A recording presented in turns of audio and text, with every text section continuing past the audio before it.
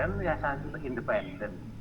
Nah ini loh, ada peraturan yang tidak harmonis. Nah, teori harmonisasi ini menjelaskan mengapa kok tidak harmonis. Begitu kan? Kalau di teori harmonisasi lebih kepada malah caranya, Prof. Cara agar harmonis maka harus sinkron vertikal dan sinkron horizontal. Enggak. Itu Anda tulis di saran-saran saja. Oke. Itu jangan dimasukkan di tesis karena itu bukan punya Anda.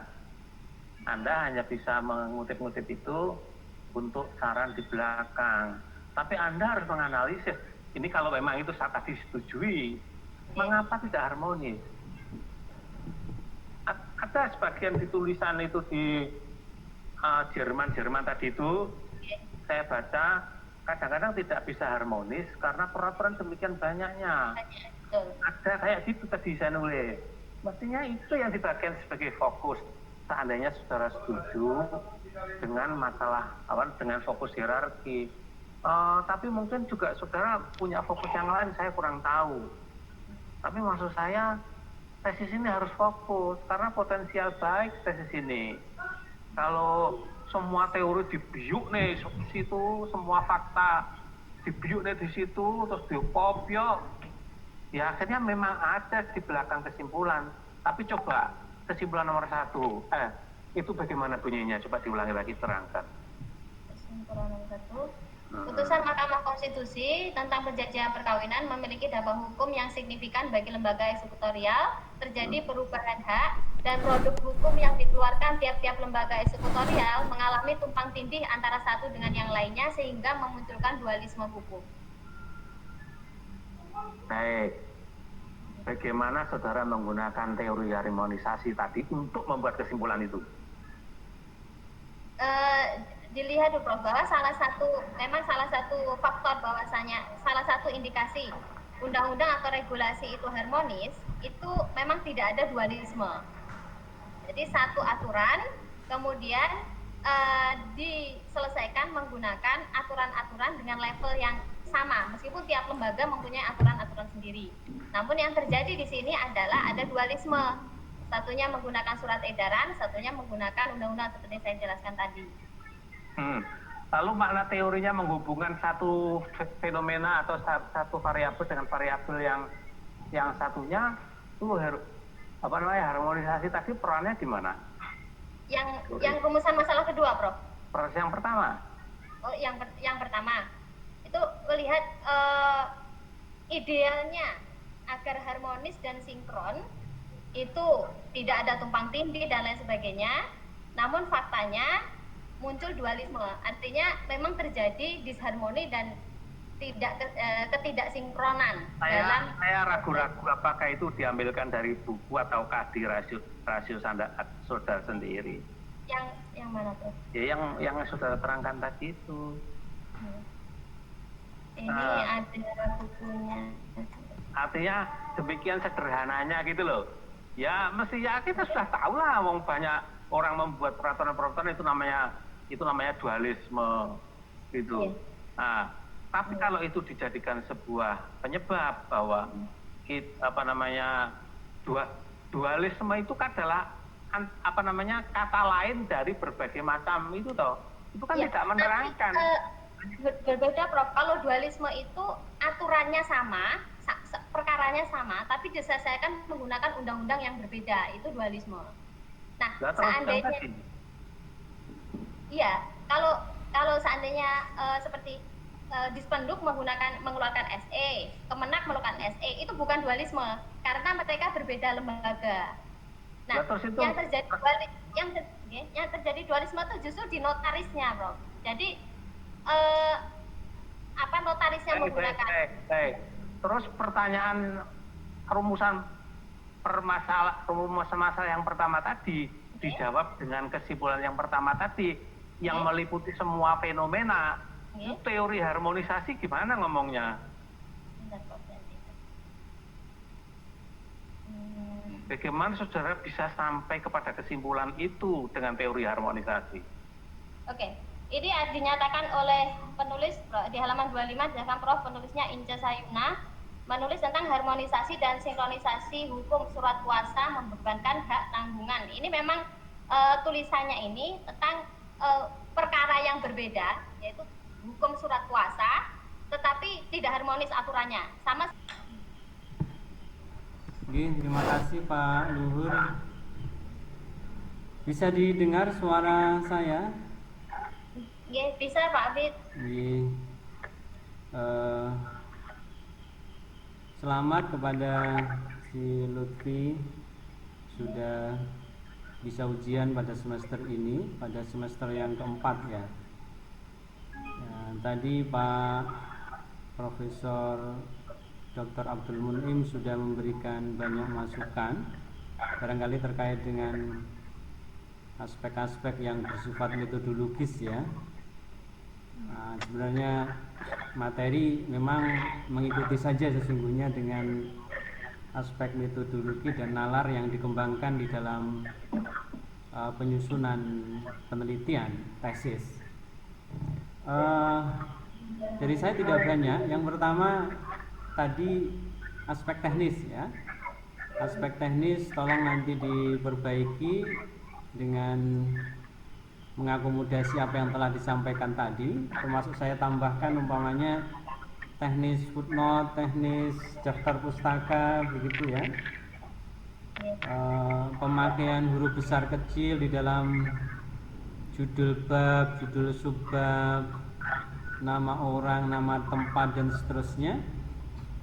Itu nanti diupayakan semaksimal mungkin bisa diperbaiki pada waktu yang ditentukan, rentang waktu yang ditentukan untuk melakukan revisi.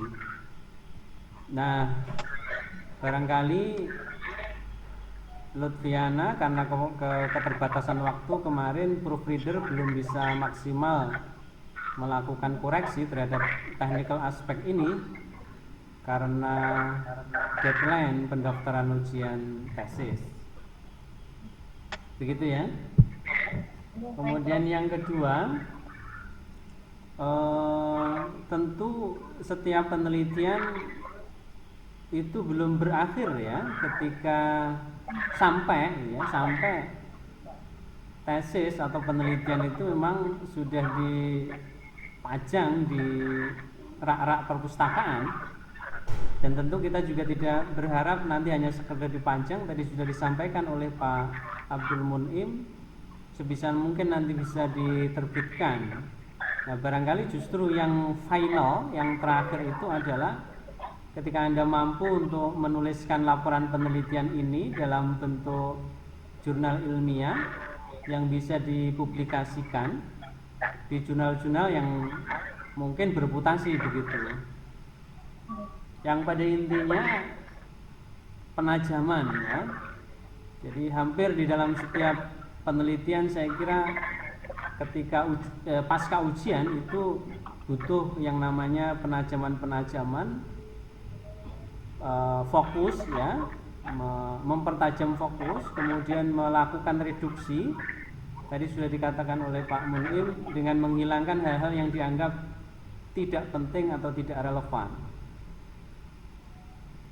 Dengan mempertimbangkan ini jumlah halaman tesis itu belum sampai 100 loh ya, daftar pustakanya barang.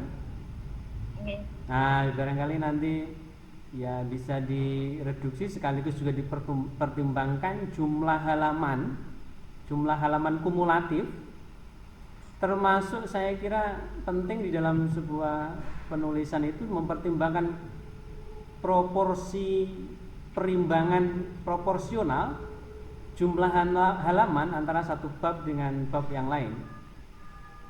Tentu ini bukan persoalan yang substansi sebenarnya, teknis, tetapi barangkali juga nanti ada keterkaitannya dengan aspek substansi. Umpamanya ketika Anda banyak berbicara tentang teori tetapi kemudian dianggap kurang berbicara tentang data dan analisis, maka ini menjadi problem.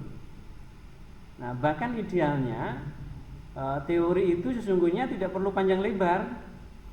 Jadi teori itu sedikit elaborasinya, tetapi konkret dan operasional.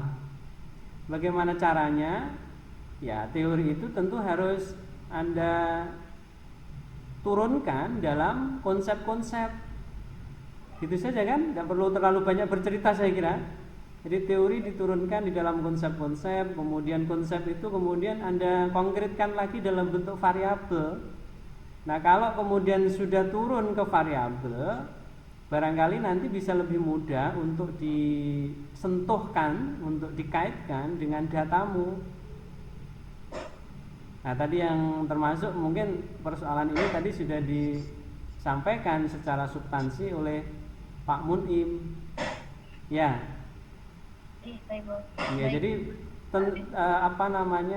tentukan dulu secara clear cut teorinya apa dengan elaborasi yang konkret tadi, dengan elaborasi ke konsep dan ke variabel, kemudian tentukan objek material penelitian apa yang diteliti, datanya apa, batas-batasnya seperti apa, kan gitu.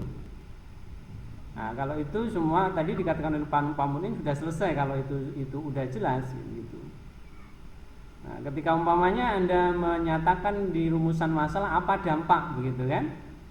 Apa dampak dari surat edaran mahkamah gitu kan? Nah, berarti Anda perlu data dampak kan? Nah, data dampak itu Anda dapatkan dari mana? Datanya apa? Kemudian Anda dapatkan dari mana? Kemudian teknis mengambil datanya gimana? Begitu kira-kira kalau pemahaman saya. Nah, datanya apa itu? Sementara kalau saya melihat penelitianmu itu kan penelitian teks ya, penelitian teks. Nah, kalau bicara tentang dampak itu sudah respon, sudah praktik terkait implementasi itu, atau bahkan mungkin dalam bayangan saya sesungguhnya diperlukan wawancara dengan para eksekutor SE ini, apa yang mereka rasakan sebagai dampak dari surat edaran itu. Kalau ini kemudian tidak jelas, maka kemudian data tentang dampak itu bisa saja menjadi sangat abstrak dan mungkin ya kurang jelas batas-batasnya. Gitu. Nah, barangkali itu dari saya, Lutfi. Mungkin ada yang perlu disampaikan? Jadi masukan yang penelitian lapangan itu Pak, itu kan sebenarnya sudah pernah dilakukan. Jadi hasil penelitian dari penelitian lapangan sebelumnya, kemudian ini adalah tindak lanjut dari penelitian lapangan tersebut. Jadi secara implementatif di lapangan memang terjadi permasalahan seperti itu. Kemudian di tesis ini adalah upaya bagaimana agar permasalahan yang terjadi di lapangan itu bisa diselesaikan seperti itu. Tapi penelitian lapangannya di sini bisa dijadikan dasar kajian pustaka. Ya, berarti kalau seperti itu Anda katakan bahwa data terkait dengan dampak dari SE ini adalah data-data yang bersifat sekunder, umpamanya dari penelitian si A, si B, si C, kan begitu. Sehingga ketika ditanya oleh Pak Munim tadi, sampean bisa menjelaskan. Ya gitu ya. Baik, Pak. Saya kira seperti itu, saya kembalikan kepada Pak Luhur, terima kasih. Tahu pengujinya Prof. Munim. Baik, berdasarkan nilai yang masuk dari para penguji, maka kami memutuskan bahwa tesis Lutfiana Dwimayasari ini bisa diterima, dinyatakan lulus. Tapi dengan catatan cukup banyak visi ya tadi dari masukan-masukan penguji tadi, silahkan itu ditindaklanjuti. Bahkan kemudian Prof. masih bersedia untuk membaca lagi kalau kemudian bagaimana tesis itu bisa layak untuk dijadikan sebuah hasil penelitian yang diterbitkan itu dalam artikel jurnal atau apa. Saya kira itu ya, silakan ditindaklanjuti. Saya ucapkan selamat atas kelulusannya, terselesaikannya tahap akhir dari magister patentasnya di IAIN Ponorogo. Baik, saya kira itu. Mari kita tutup munakosah ini dengan bacaan hamdalah. Alhamdulillah. Akhirnya, assalamualaikum warahmatullahi wabarakatuh. Waalaikumsalam.